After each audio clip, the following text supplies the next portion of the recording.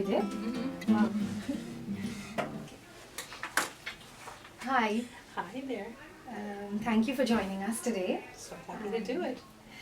Um, Today we're going to talk about ethics and ethics related with education, connected with everything to do with children. And my first question for you is, what do you think about Dr. Barbara, firstly? This is Dr. Barbara Gereboff. And I made a connection with her and I want to ask her a few questions. So we'll keep it short and sweet.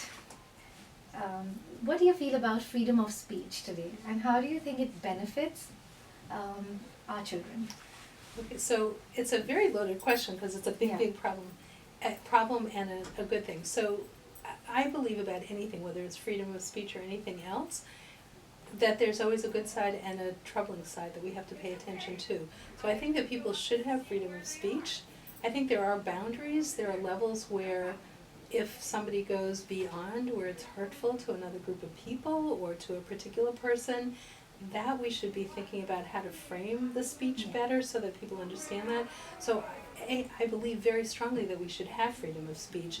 I just think that we all need to be very mindful of how we use speech, what its purpose is, Yeah. and when the speech becomes hurtful or something that incites people in Yeah. negative ways, we have to have ways to curb that and stop it.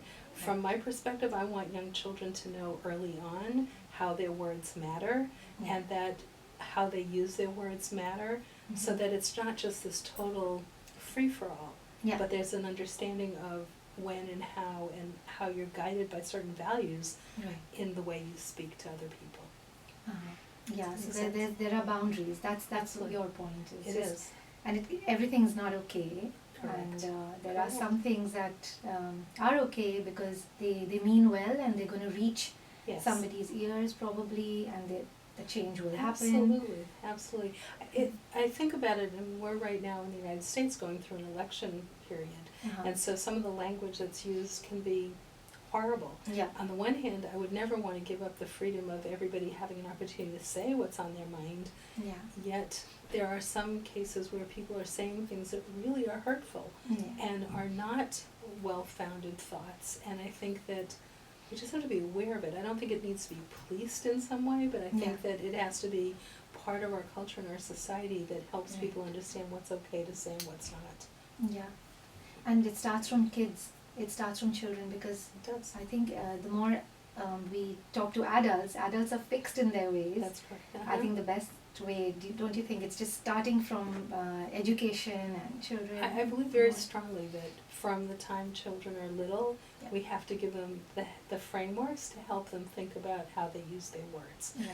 And we have to call them on it. You know, children will naturally sometimes say things that aren't so nice to other people. We will Yeah. too as adults. Of course. I think when they're younger, we take those opportunities for learning and Yeah. to teach and to look at a child and say, how do you think the other person felt when you said that? And so that because I should have framed this whole thing in terms of, I'm a big believer in understanding empathy, Mhm. that children and adults have to understand other people's feelings and thoughts. Yeah. And so you wouldn't say certain things if you really cared about that other person.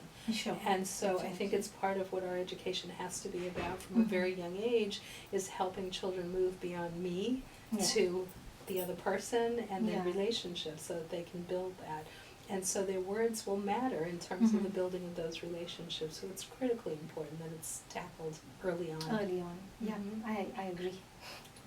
So, what do you think about I've been reading up on the news, there's so many suicides with the youth today, the youngsters, I don't even know how old they are, but it's Mhm. just shocking to see the amount of, the numbers of suicides that are happening. Yes, What would you say should be the prevention for these things? What do you think should be introduced in schools To bring and that at down. home Right.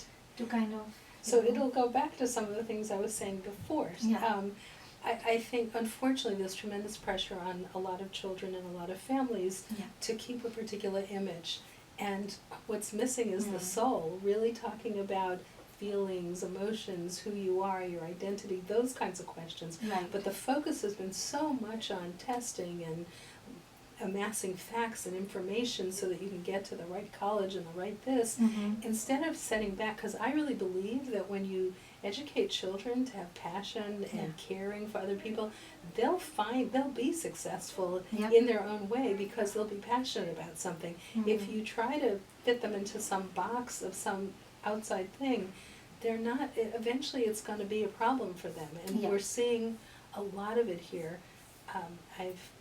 There was this movie that came out a few years ago which was called The Race to Nowhere, and it really chronicled this, and it chronicled how problematic it was in the United States anyhow, how many young suicides. We're seeing children in high school mostly and college committing suicide, and these are children from great families on the surface, but what you're really seeing are people with tremendous pressure.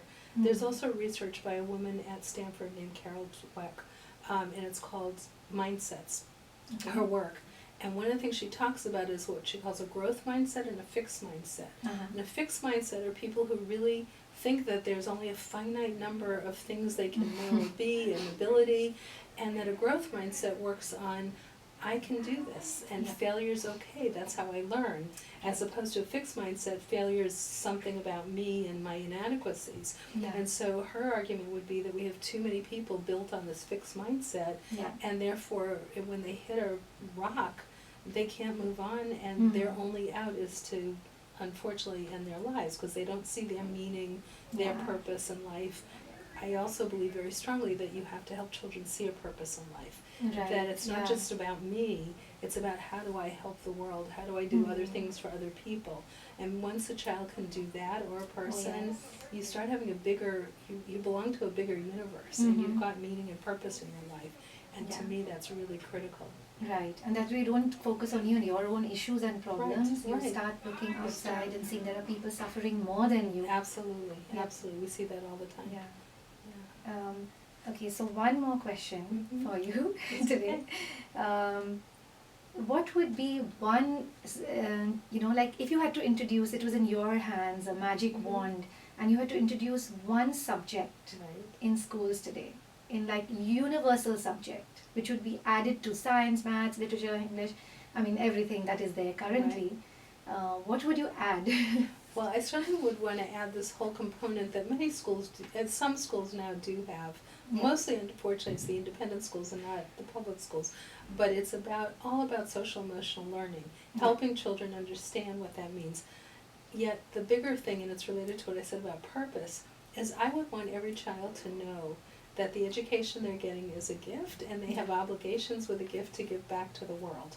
And that if every child had that sense of, I have to find that place in the world where I can make a difference, and we help them find those places, I think their lives would be shaped very differently, and that would drive so many other things for them in a very positive way. So I don't know what we'd call that subject, but it's something about giving back to the world, or something along those lines. That the world is bigger than me, and I have certain obligations to other people. Yeah, I think that is that's missing. That's that structured way of doing it. I'm sure every family does it and people do it, but there's no universal structure. There's no subject or no enforced kind of a thing which I believe should be enforced. No, you're right. So, I mean, in our particular school, we actually have a program in 7th grade that does exactly that. It's a year-long program where the students have to first think about their own personal values and their family values, and then they have to learn about social needs in the world, not just social needs, but all kinds of needs, and then they have to match their values to a nonprofit organization that's trying to meet that need. And so they spend a whole year studying that organization, thinking about it, becoming involved in it. So we have children, when I think about last year, every year there's a different group, but last year a child worked on an organization that was doing research on hearts for young children because he had heart surgery as a young child, and now he's really interested in working for that organization. And another child who worked on things like Save the Whales and ecology. I mean, different kids have found different passions, some in third world countries, some here. But the point is that they got outside of themselves and they thought about other people. And for almost every child that goes through that in this school, we find that in 8th grade, in 9th grade, they continue once they've left here, once it's no longer assignment. They still do work for those organizations. There's one boy who worked for a battered women's shelter, and he still works for that, and he's now on their board of trustees. Wow. So I That's think really that nice. it can be structured into the school in a way that helps children know that they can care about something else and that they matter because it's making a difference for this organization or this particular problem in society. Right. It changes the dynamic of what's important, and I Oh, think yes. that's important. Totally. I think that's what it is, because we had a subject called moral science in our school when we were growing up, and they discussed with us about there was right and wrong. There was not that many grays, Sure. but somewhere it helped us as human beings. That's like right. if we meet, the alumni of our school meets up, Yes. we have something in common, Right. which is that kind which of moral core. yeah, there is that. I mean, there is something that we all agree upon, and there Yep. is something which is, which I would wish that the whole world would have that. I agree. I mean, I think schools unfortunately get so caught up in we have to get through this material rather than I need to teach this child. It's I not about the know. material. It's Yeah. about the child and the life and the journey. Yeah. And I think that once somebody can reframe their thinking about education that way, it looks different from the other way. Right. But unfortunately, I think so many people are caught up and they have to, there's all these accountability measures in different governments and things like that, and so Yeah. they feel they've got to pour this information to people's heads, Yeah. and then they just get caught up in the curriculum and the reading and the writing, and they miss everything else. And when they talk about values sometimes, it's just like a subject, another subject you have to learn, what does this mean? Yeah. Rather than really, how do I live that? I mean, what does Right. that look like to live it? Yeah, they give you steps. I Right. mean, you need. Right, you need Child to needs practice those. it, you need to use it, Yeah. it needs to be part of the conversation that happens within the school. A school is a Right. perfect little incubator in a sense for real life issues. So if you can work them out in a smaller setting here and learn how to negotiate your way